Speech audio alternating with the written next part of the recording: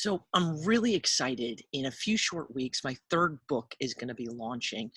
And with that, it's such a huge part. No, I'm going to restart that again.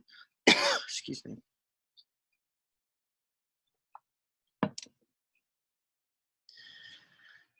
So in just a few short weeks, my third book is going to be launching. I'm really excited to be able to share this journey with you. So for about 10 months, my husband, my son, and I went around the world traveling to 23 countries, and with that, a whole lot of different experiences and memories working with outreach programs, podcasting, writing. And so now I'm able to bring all of these things to you. And I'm so excited for you to have the opportunity to read this. And it's different from your normal travel memoir.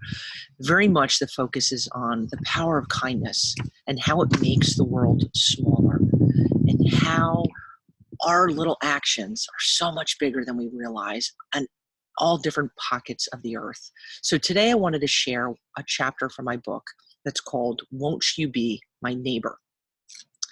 And I hope you enjoy it, my friends. Do you talk to your neighbors? What do you know about them? I've lived in neighborhoods where my door was unlocked, the fridge was open to anyone on the block. I've lived in other places where I couldn't have pointed out who I lived next to if you line them up 5 feet away.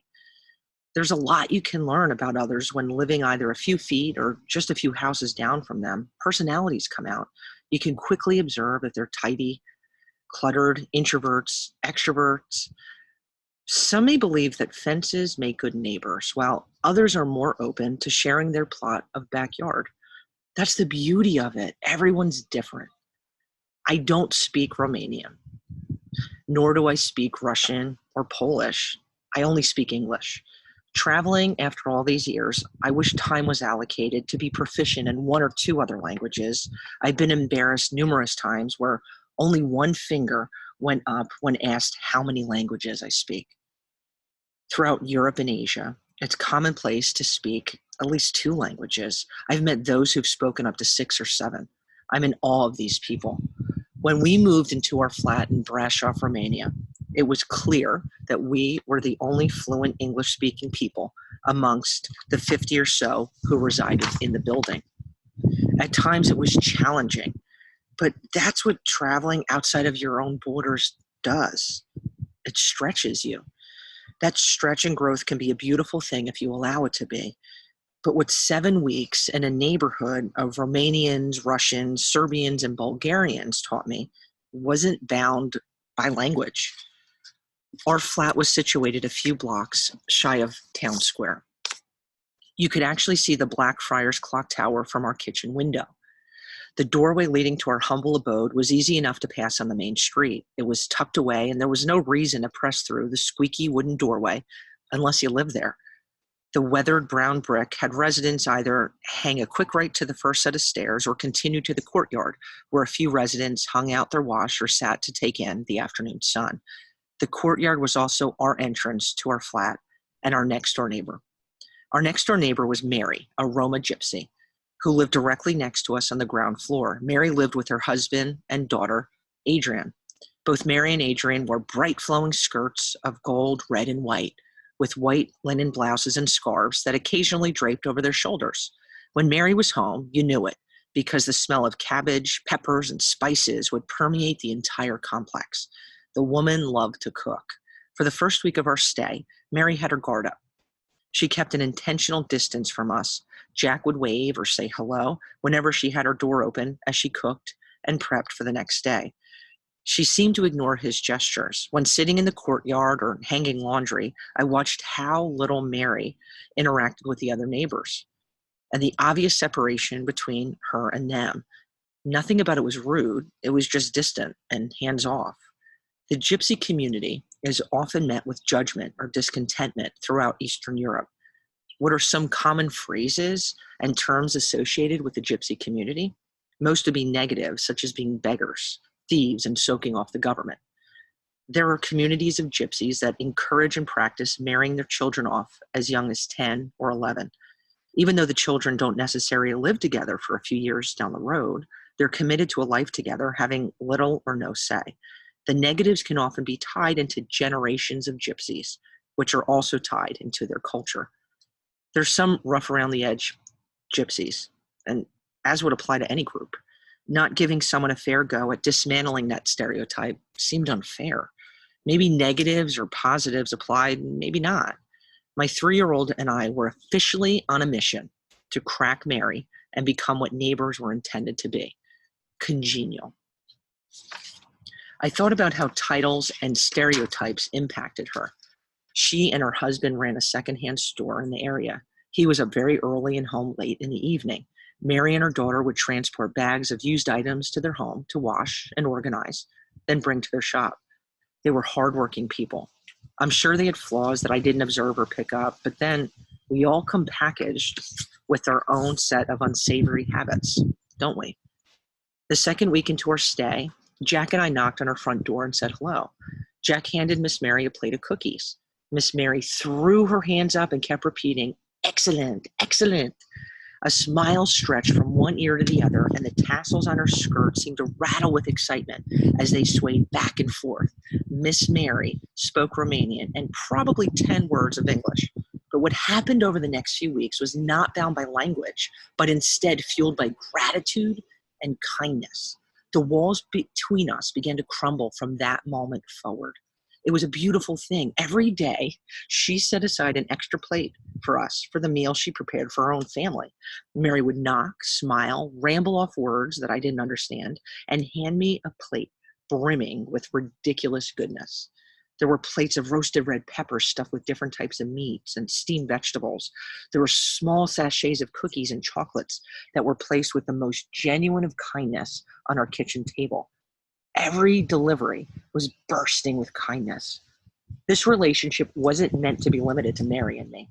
Every afternoon, Jack would knock on her door and be smiling ear to ear with a special that we picked up from the market or during our treks through town. Miss Mary, I'm here." Watching my 3-year-old become stoked and look forward to giving was a gift enough. We would be out in the marketplace or exploring a new part of town, and Jack would point out and ask if we could purchase a special for Miss Mary. It was one of the highlights of his day. Whether it was a piping hot pretzel or a small bouquet of flowers, his thoughts were on her. It was an amazing transformation of friendship in such a short amount of time. Through one connection, Brasov felt more like home than a temporary destination for us. When we were able to find joy in giving unto others, there is a part of our heart that is fed, enabling growth of character and insight. It's life-altering. I believe nurturing this at a young age has amazing lifelong benefits. Mary's door was propped open more often after that first day. She had snacks lined up next to the door in anticipation of Jack's visit. Smiles and waves were exchanged, as were hand gestures motioning gratitude, appreciation, joy.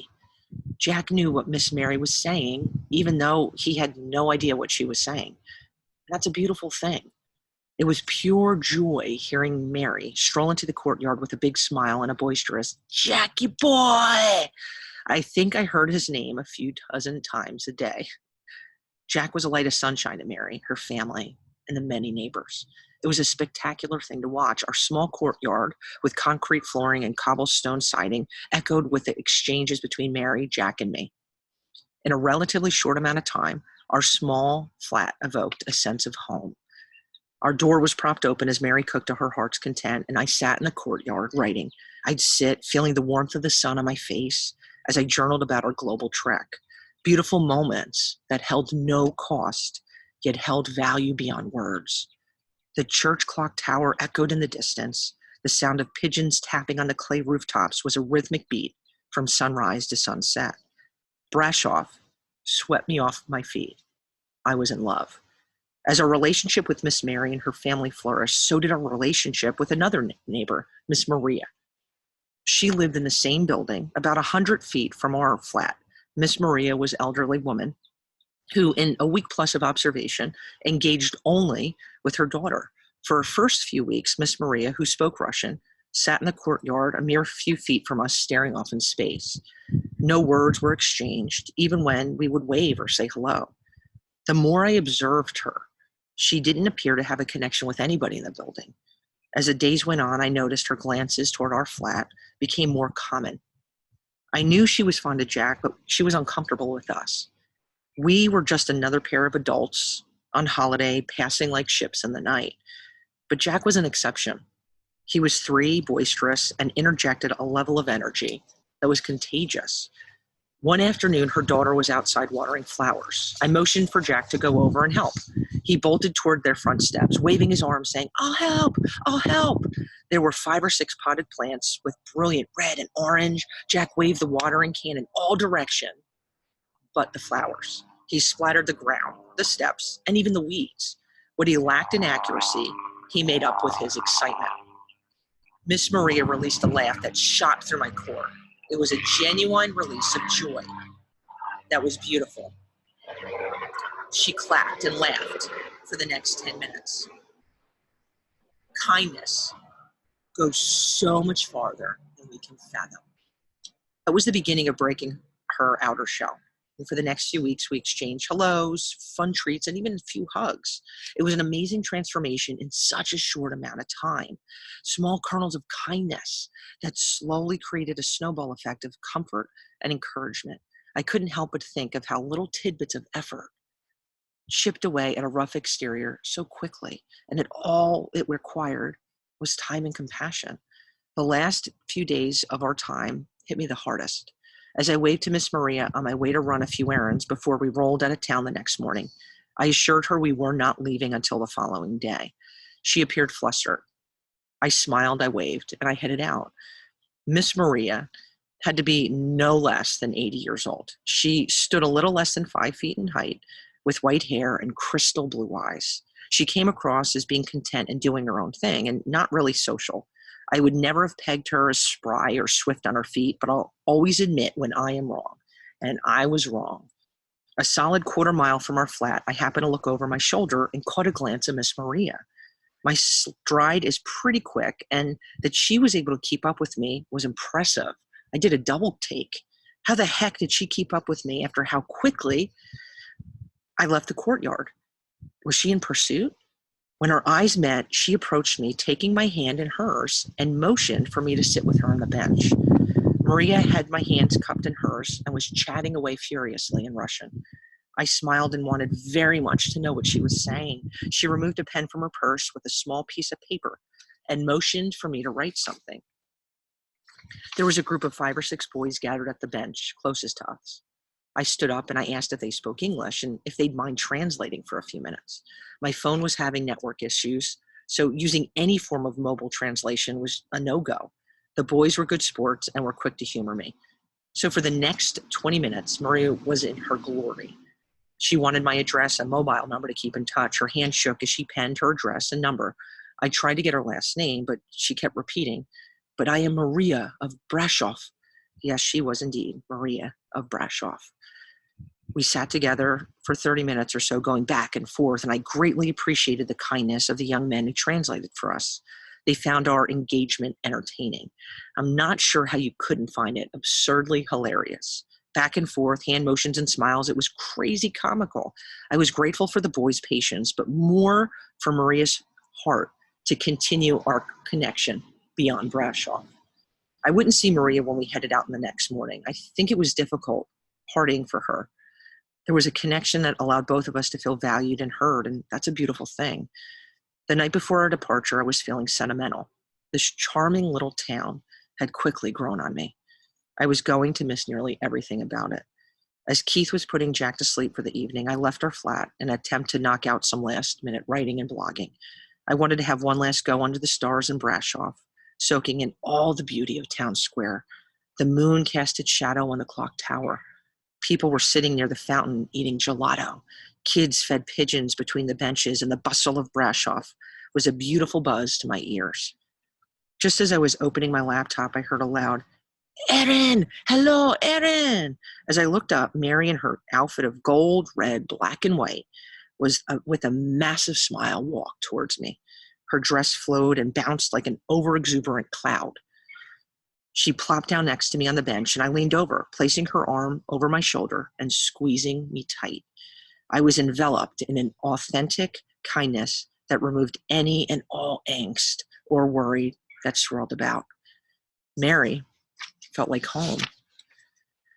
I'm grateful for Google Translate. For an hour, we sat chatting and actually understood one another. I learned about her family history, her time in Brasov, her dreams, her beautiful, spectacular dreams. She laughed, clapped, then shuffled her feet every time we successfully answered one another's questions. Mary threw her hand over my shoulder every now and again to give a hug that was amazingly genuine. Every hug filled my heart with little spurts of joy. As we spoke, laughed, and enjoyed one another's company, I couldn't help but notice the glances or shots our way by others sitting nearby benches or walking by. I wasn't sure if it was in response to our loud voices, which weren't too out of the ordinary, or the fact that an American was engrossed in conversation with a gypsy. Maybe it was my own issue, but I was annoyed by the stares. I was bothered by the fact that due to Mary being a gypsy, there was such a strong judgment made with no basis on anything besides the label attached to her dress. How often we judge when we don't even realize it. I think if I stopped a few of those passing by and had asked a few questions about what I observed in their observation, it may have surprised them, or maybe not. As we exchanged stories and laughed like I hadn't in a long time, I realized how grateful I was that my path crossed Mary's. She taught me so much about myself, as well as the beauty of the unbridled kindness of a stranger. There's labels for religions, cultures, ethnicities, countries, and many more. I'm sure some of these judgments are accurate, while I'm pretty confident most are inaccurate. We lose out when the wall of assumption is allowed to exist. We all possess personal stereotypes and judgments that are due to individualized life experiences. It's up to us to be aware and challenge ourselves in dismantling labels and stereotypes that do more harm than we can possibly imagine. If we cluster groups, people, ethnicities into one type, we will be prone to jumping to negative assumptions. In this state of mind, it disallows us to give any individual we come across under those umbrellas a fair shot. And that's a loss for everybody. I realized my own shortcomings with the gypsy community that stemmed back to some uncomfortable encounters years prior for me in Italy. Whether it be information relayed from other travelers or locals, or possibly a handful of personal encounters, I made assumptions that were wrong. Were there some bad seeds? Absolutely. That doesn't mean there isn't a heap of good ones. Assumptions that define an entire group of people make us judge and jury with a guilty verdict before exchanging even a word or a glance. That's unfair. I made a collective assumption that was filled with heaps of negative barriers. It's aspiring to view people as individuals rather than as a something. A group, a type that becomes boxed into a category will most likely be grossly inaccurate. A person is, well, a person. When we aim for allowing them to define themselves based on who they really are, we can sometimes be surprised, sometimes disappointed, and quite often encouraged. That's a pretty cool thing. I'm grateful for Mary, for Maria, and the many others who provided teachable moments that opened my eyes in a spectacular way. I hope you enjoyed that chapter, and I believe so deeply and strongly in that message that resonates so much right now when it comes to us. Social distancing. It comes to us at a time when it comes to being disconnected from people in a way we've never been before, but the power of being connected cannot be underrated, ever.